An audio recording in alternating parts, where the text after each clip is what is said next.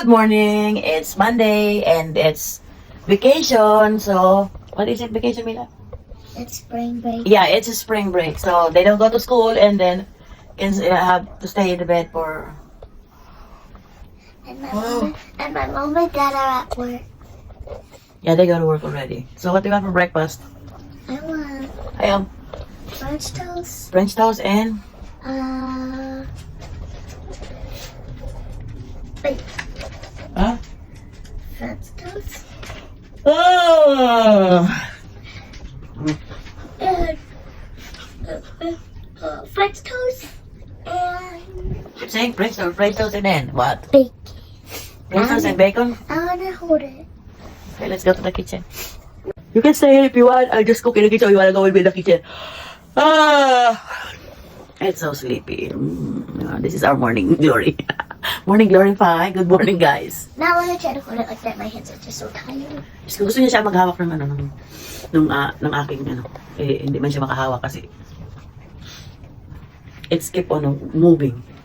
So, get up there, Princess Irie. Good morning, Raska. Good morning, Raska.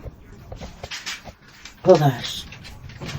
Good morning. Do you still wanna stay in bed or what? What time is it now? Diyan. Diyan, Max. What do you want, Timmy? French toast? Okay. So bago gumawa ng almusal, kailangan mo nang ligpitin ang mga natuyo ng mga plato at ilagay sa kanya-kanyang cabinet para medyo maaliwalas ang kusina bago ako mag-umpisang magluto. Ganyan ako habang nagluluto ako, naglilinis ako ng lababo kasi gusto ko pagkatapos ko magluto, malinis na rin ang ang walang hugasan at maliwalas ng tingnan.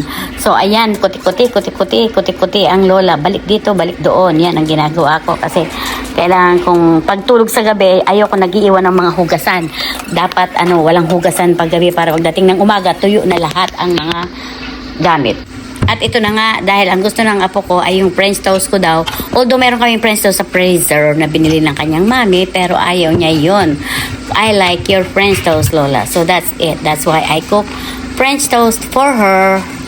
And ano ba yung niluto ko pang iba? At saka pala gusto ko lahat pasalamatan habang ako ay nagluluto at nagbo-voice over na rin dito. Gusto kong pasalamatan dahil ang haba ng video na to. Charot. Gusto kong pasalamatan lahat ng mga supporter, followers, and non-followers who's watching my video. Please, thank you very much, and to all those sharer. Yung lahat ng mga nagsishare ng aking mga video, kahit ito'y walang kakwenta-kwenta, talagang lang yung pang-araw-araw na ganap sa buhay, ang aking binablog. Because I love vlogging also. And kahit na walang masyadong income, wala na talagang income. Hindi ko alam kung ano ang kaganapan ngayon, bakit nawalan na ng income. Pero okay lang, laban-laban lang. Hindi ko alam kung nasa ng kalaban. At ito na ang almusal na request ng aking apong babae. At may gata siya. At may wipes kasi ordered. Sabi niya, I want it with wipes. Kasi nalalagkitan siya. Yeah, you're gonna use a tray. It's your order, miss. Okay. And your milk. And this is your wipes. As you said, you need wipes. Nah? Yeah. Don't make it so... Don't spill there. Okay? Okay.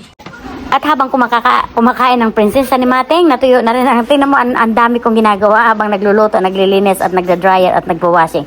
So pagkatapos kong pakainin ng aking apo, nagtutupin na ng mga damit. Thank you for watching, sir.